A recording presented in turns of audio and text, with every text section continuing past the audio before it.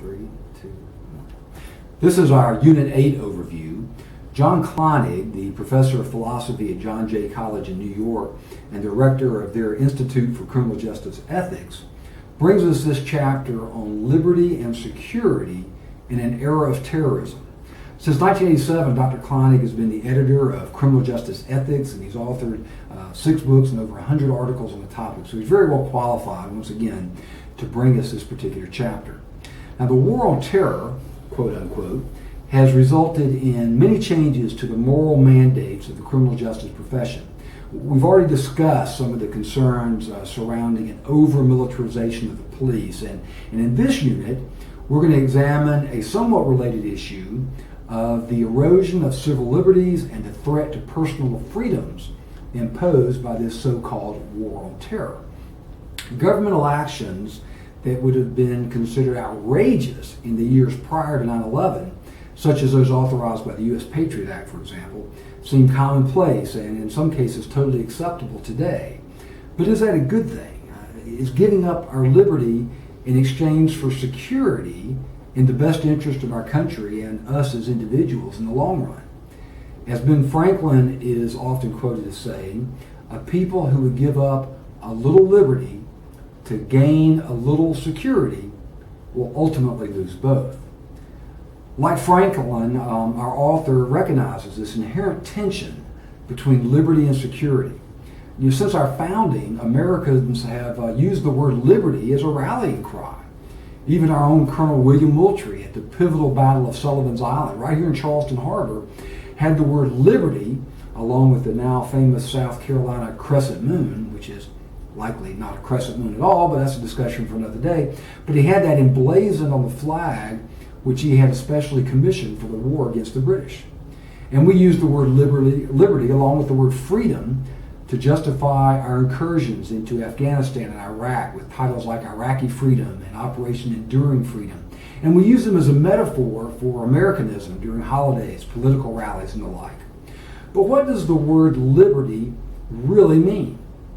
And maybe more importantly is the question, liberty from what?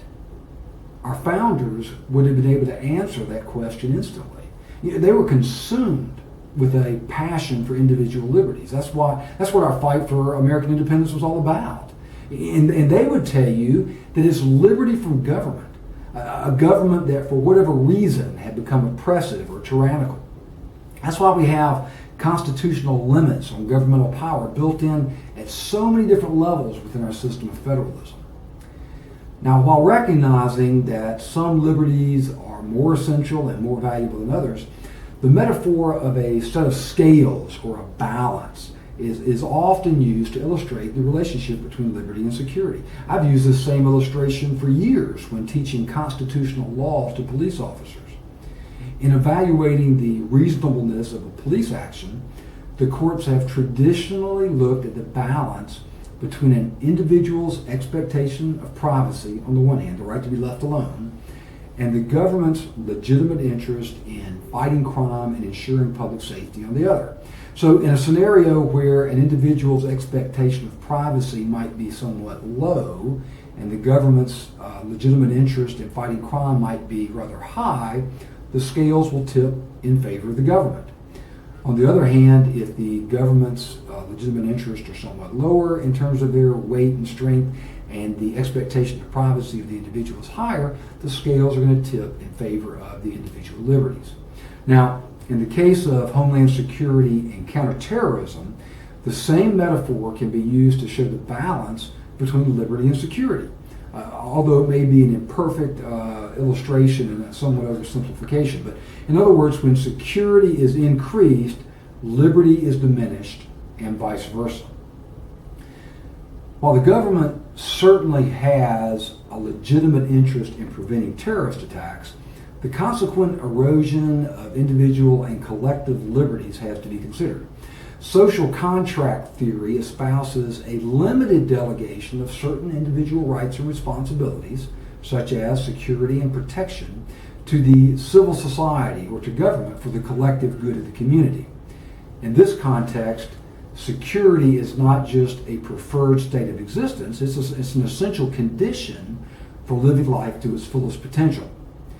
But as we learned in a previous unit, the goal of a terrorist is to strike fear in the hearts of a society, and by so doing to encourage that government to step up its security posture, which if taken too far, results in a loss of freedoms and ultimately leads to a public resentment of the very government that was trying to protect them.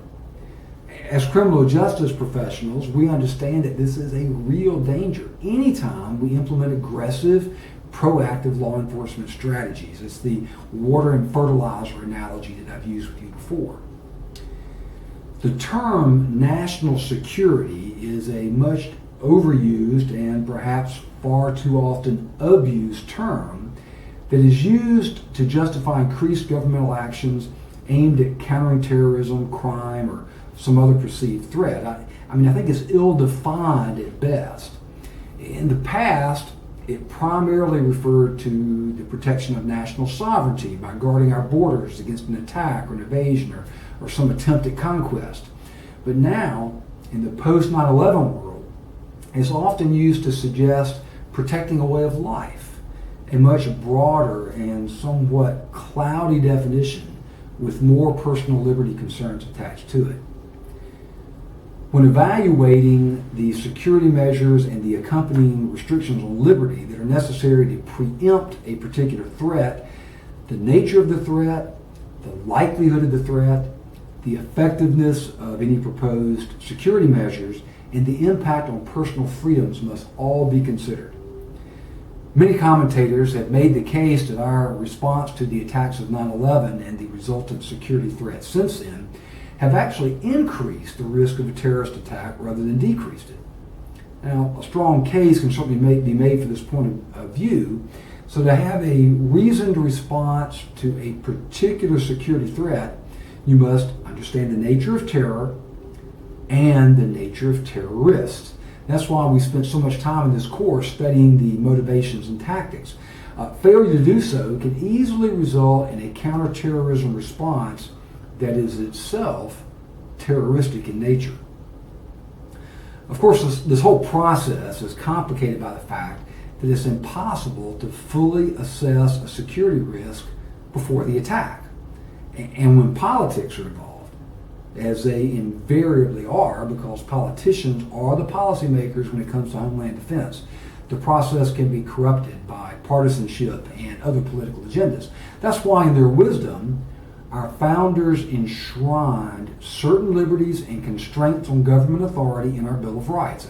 A right, in this context, is simply a limitation on federal governmental powers. Our privacy rights to be left alone by the government are articulated specifically in the Fourth Amendment. The right of the people to be secure in their persons, papers, houses, and effects against unreasonable searches and seizures shall not be violated. Notice that we're not protected from all searches and seizures by the government, just those that are unreasonable under the Constitution. Now, what is reasonable and what's not will be an ongoing debate in our courts and in the court of public opinion for the foreseeable future, for sure.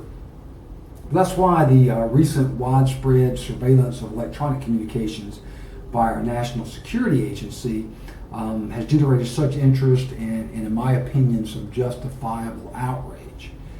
To determine reasonableness, it's long been held that there must be some articulable and individualized suspicions before a particular person's privacy interests can be compromised. And not just a generalized threat or a generalized suspicion, but one that can be articulated before a court and points to a particular person or a group of individuals as opposed to the public at large.